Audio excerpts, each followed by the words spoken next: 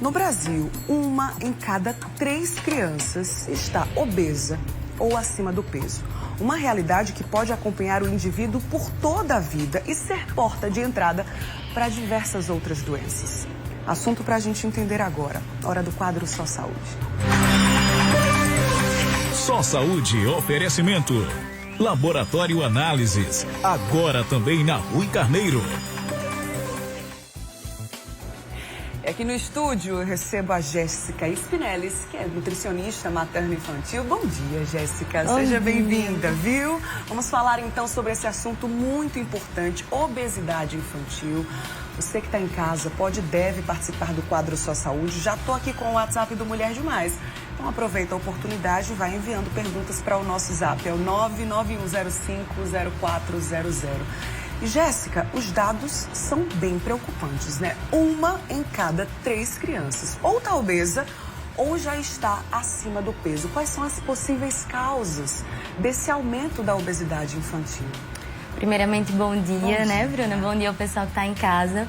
Então, a gente tem dados de fato bem preocupantes, porque uma pesquisa prévia da pandemia já nos apontava que em 2025 nós teríamos cerca de 75 milhões de crianças com obesidade no país, né? A nível mundial, na verdade.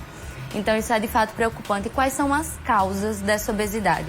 A gente tem o que eu costumo chamar de tríade, né? Primeiro, que é a alimentação inadequada, uma alimentação riquíssima em alimentos ultraprocessados, açúcares, gorduras, excesso de sódio, né, frituras, então, que são alimentos que não favorecem o nosso metabolismo e o nosso organismo. Sim. Temos também a baixa atividade física. As crianças estão cada vez menos fazendo atividade física devido ao terceiro fator dessa tríade, que eu falo, que é o excesso à exposição de telas. Sim. As crianças estão muito tempo no celular, no videogame, no computador, né, nos tablets, consumindo seja jogos ou atividades no YouTube, mas tudo muito monótono, muito parado e que motiva o sedentarismo. Além disso, nós temos fatores genéticos e hormonais, né? Pais obesos ou com sobrepeso tendem a gerar filhos com obesidade ou sobrepeso. E temos também fatores como a depressão, isolamento social, que também podem acarretar e desenvolver essa obesidade a longo prazo. Eu já ouvi falar, Jéssica, que até durante a gestação, essa mulher precisa ter uma responsabilidade, né, diante dessa nova fase da vida, porque até o que ela consome durante a gestação pode influenciar ou não no bom desenvolvimento dessa criança, né? Então, se essa mulher come muita coisa errada, como você já citou aqui, pode também ser um fator para causar, então, a obesidade infantil? Pode sim, inclusive é um fator de proteção, né? É um fator de prevenção da obesidade. É o controle de peso dessa gestante, dessa mãe durante o seu processo gestacional. É importante ter cuidados com essa alimentação, como também fazer o controle desse ganho de peso, porque um ganho de peso excessivo desfavorece a saúde não só da mãe, como também do feto que está em desenvolvimento. Sim, a Eduarda Alves já colocou aqui uma pergunta pra gente. Obrigada, Eduarda. Ela disse o seguinte: quando é que uma criança é considerada obesa? Ela disse que tem uma filha com 3 anos de idade. Ela nasceu prematura, pesando 2,1 kg aqui. E ela disse que hoje essa criança tem 15 quilos e acha muito magrinha para essa idade.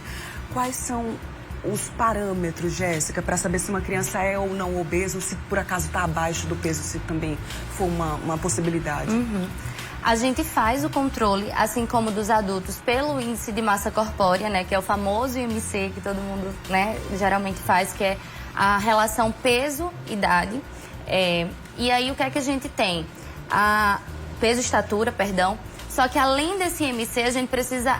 O IMC infantil, ele é padronizado por curvas específicas. Certo. Então, nós avaliamos, esse IMC varia de acordo com a faixa etária e o sexo. Nós temos uma tendência de meninos ter mais obesidade, se enquadrar mais no quadro de obesidade do que as meninas. E esse IMC varia de acordo com a faixa etária, mas por regra geral, analisando a curva lá da criança, que é uma curva padronizada da OMS, nós temos que para a criança ser considerada em sobrepeso, ela tem que estar maior que o percentil 85, menor que o percentil 95. Ela tem que estar entre essa faixa etária. E para obesidade, ela tem que estar maior que o percentil 95. Nesse quesito de obesidade, a gente ainda pode fracionar como obesidade mais simples e uma obesidade mais severa, mais grave, que aí são as crianças que estão acima do percentil 97, certo, que são consideradas uma obesidade já mais grave. Entendi. Então, existe uma diferença entre sobrepeso e a obesidade, né? E aí, qual é o momento que acende o alerta? Que as mães, os pais, a família, de uma forma geral, precisa já começar a ter uma atenção maior, Jéssica? É importante que se faça o acompanhamento, né? A criança até 1 ano de vida faz acompanhamento mensal com o pediatra, então eu reforço a importância desse acompanhamento, porque nesse acompanhamento vai ser avaliado não só o desenvolvimento da criança, como também sua evolução de ganho de peso e estatura. Se essa criança constantemente está acima das curvas, né, que essas curvas que eu falei da OMS, se ela sempre está acima das curvas, se ela tem um ganho de peso maior que as crianças da sua faixa etária, se ela tem baixa atividade física, se ela demonstra se cansar facilmente, ela não consegue brincar, ela cansa muito rápido, tudo isso são sinais que essa criança pode estar entrando num quadro de obesidade. É um alerta que nós precisamos ficar atentos, né? Essa alimentação sendo uma rotina da criança, então são alertas para que a gente observe a evolução dessa criança com vários parâmetros e identifique se de fato ela está com obesidade. Muito bem, mais uma dúvida aqui. A Sara, da cidade de Duas Estradas, Paraíba, obrigada também pela sua participação. Ela está preocupada porque diz que a bebê dela tem 4 meses de vida e está com 9 quilos só com o leite materno. Ela disse, não sei mais o que fazer, porque eu só oferto leite materno mesmo. Precisa colocar horário na mamada? Eu acho que ela está dizendo aí nesse caso. É uma criança de 4 meses de vida, 9 quilos, certamente é além do que ela estava esperando, né? Nesse caso, Jéssica, como é que fica essa situação? De fato, a gente não faz controle do regrar, digamos assim, né, o consumo do leite materno. O leite materno, inclusive, é um fator de proteção para a obesidade. Mas o que a gente pode fazer é, de fato, um hábito que se tem, que é acordar o bebê para mamar. Nós não precisamos fazer isso. O bebê vai dormir, se ele tiver a necessidade de comer, se ele tiver a necessidade de se alimentar, tiver com fome, ele vai acordar.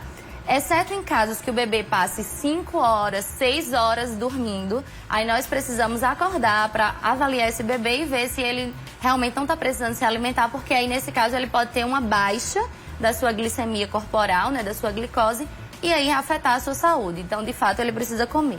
Mas não precisa acordar o bebê de 3 em 3 horas para comer. Sim.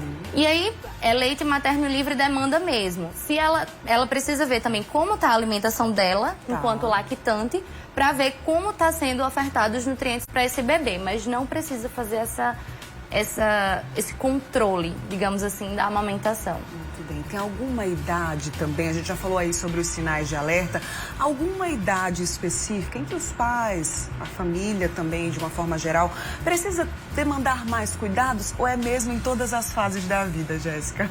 De fato, são em todas as fases da vida, né? Nós precisamos ficar atentos às nossas crianças e desde lá o processo de amamentação, que entra como fator de proteção, como eu já falei, dessa obesidade, até a introdução alimentar, que tem que ser feita de maneira adequada, que é outro fator de proteção, para que a gente possa regular. Mas, de maneira geral, entre 5 e 9 anos é uma fase que a criança entra num processo de mudança de alimentação. Então, se a gente não norteia isso muito bem, se não observa, ela pode, de fato, descompensar e começar a ter um ganho de peso acelerado. Eu reforço também que a gente tem que abrir um parêntese diante da pandemia. Nós temos crianças que estão sofrendo ainda com os resquícios, digamos assim, os impactos da pandemia, que de fato causou essa monotonia, esse isolamento social, a restrição do convívio e essa baixa atividade física mesmo. Sim, a gente vai continuar falando sobre esse assunto já no próximo bloco. Para você que está pegando o bonde andando, obesidade infantil é o assunto de hoje aqui no quadro Só Saúde. Então você pode e deve participar enviando suas perguntas para a gente no WhatsApp do Mulher Demais, 991050400, ou através do nosso Instagram, o @CorreioTV. E no próximo bloco a gente volta aqui com mais perguntas, mais dúvidas, tá, Jéssica? Tudo certo. Até daqui a pouquinho, então. Tem dica para